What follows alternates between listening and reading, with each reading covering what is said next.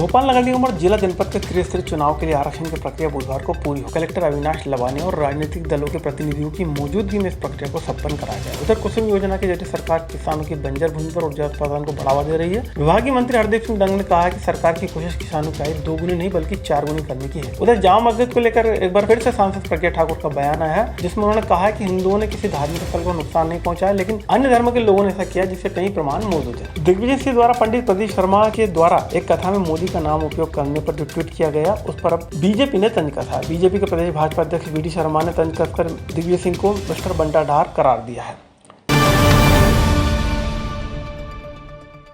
भोपाल नगर निगम के सभी 85 वार्डों में नए सिरे से आरक्षण की प्रक्रिया पूरी हो गई। कलेक्टर अविनाश लवानिया की मौजूदगी में यह प्रक्रिया पूरी हुई। इस दौरान कांग्रेस ने इस आरक्षण पर सवाल उठाते हुए कहा कि इस पूरी प्रक्रिया के चलते ओबीसी वर्ग को नुकसान हुआ है, जिसका हम विरोध जताएंगे। हालांकि आरक्षण की इस प्रक्रिया के बाद कई राजनीतिक दलों के दावेदारों के चेहरे पर मुस्कुराहट आ गई तो किसी के हाथ माई से लगी। इसके अलावा पंचायत के त्रिस्तरीय चुनाव के लिए भी आरक्षण की प्रक्रिया को पूरा कर लिया गया है।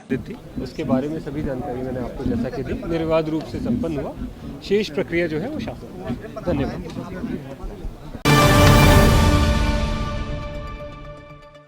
ओबीसी से ऐसे धोखा दिया गया है कि 2014 को बेस माना गया है, जबकि 2014 का बेस मानने का कोई आधार ही नहीं है। महामहिम राज्यपाल महोदय ने जो अध्यादेश जारी किया 2014 का, उसे दिसंबर 21 में वापस दे दिया गया। तो 2014 का आधार कहाँ रह गया? 2022 की बात हुई सुप्रीम कोर्ट की।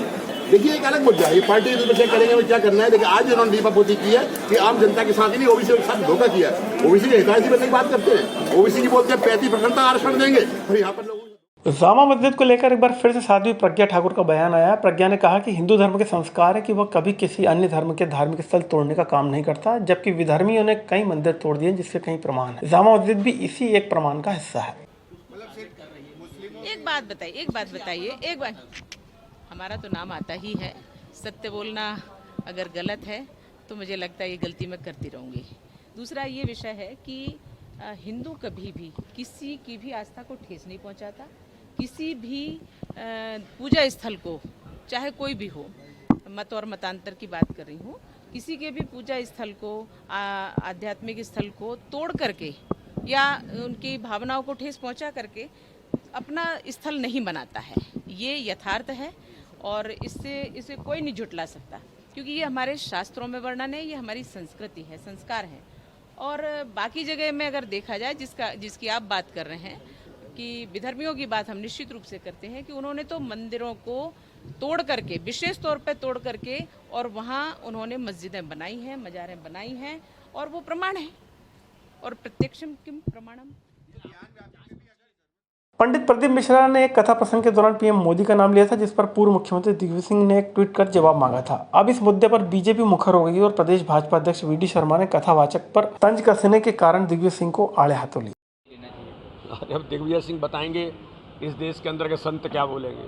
ये दुर्भाग्य है, ये उनका घमंड है, गुरूर है, और यही घमंड, यही गुरूर इनको चकनाचूर करता है। अरे कोई संत, कोई महात्मा, कोई समाज का प्रबुद्ध व्यक्ति वो क्या बोलता और क्या नहीं बोलता, ये आप बताएंगे। दिग्विजय सिंह जी कहेंगे कि दुनिया के 70% लोग ये कह रहे हैं कि प्रधानमंत्री दुनिया के सर्वाधिक लोकप्रिय नेता हैं, तो अब उनको भी रोकेंगे? ये मत कहिए आप। अब वो ये कहें कि मिस्टर बंटा ढार का नाम मध्य प्रदेश के अंदर रोक लेंगे। जनता ने आईना दिखाया कि आपकी तस्वीर क्या है।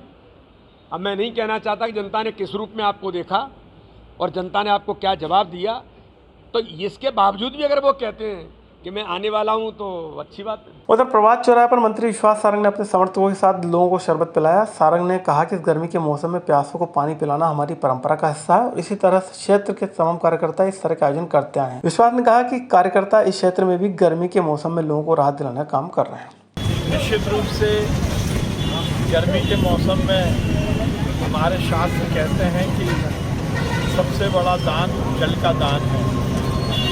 यहाँ के सभी रहवासियों ने मिलकर शरबत वितरण किया और इस बात का संकल्प किया कि हमारे क्षेत्र में हम हर तरह से सेवा के कार्य में लगे रहें। उधर सरकार किसानों की बंजर भूमि पर सोलर पैनल लगाकर ऊर्जा उत्पादन करने जा रही है। साथ ही इस उत्पादन के बाद 25 साल तक बिजली खरीदी का काम भी सरकार करेगी। इससे किसानों की आय बढ़ेगी। विभागीय मंत्री हरदीप सिंह डंग ने कहा कि पीएम मोदी और सीएम शिवराज सिंह चौहान की किसानों को समृद्ध करने की योजना पर एमपी सरकार पूरी शिद्दत के साथ काम कर रही है। और कुसुम ये वो स्कीम है जो एक बंजर भूमि पे अनुपयोगी भूमि पर सोलर लगाने का काम एक किसान करता है। किसान एक किसान के रूप में तो काम करता है, अन्नदाता रहता है, पर ऊर्जा का दाता बनना हमारे लिए एक बहुत बड़ी बात है।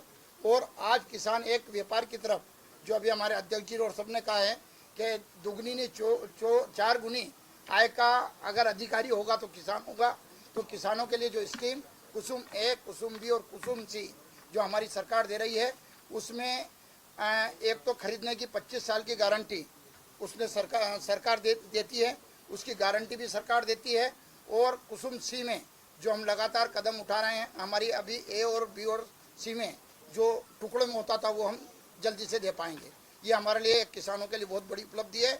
मैं माननीय मुख्यमंत्री जी और प्रधानमंत्री जी को आपके माध्यम से बधाई देता हूँ और किसानों को बहुत बहुत बधाई। जय हिंद, जय भारत।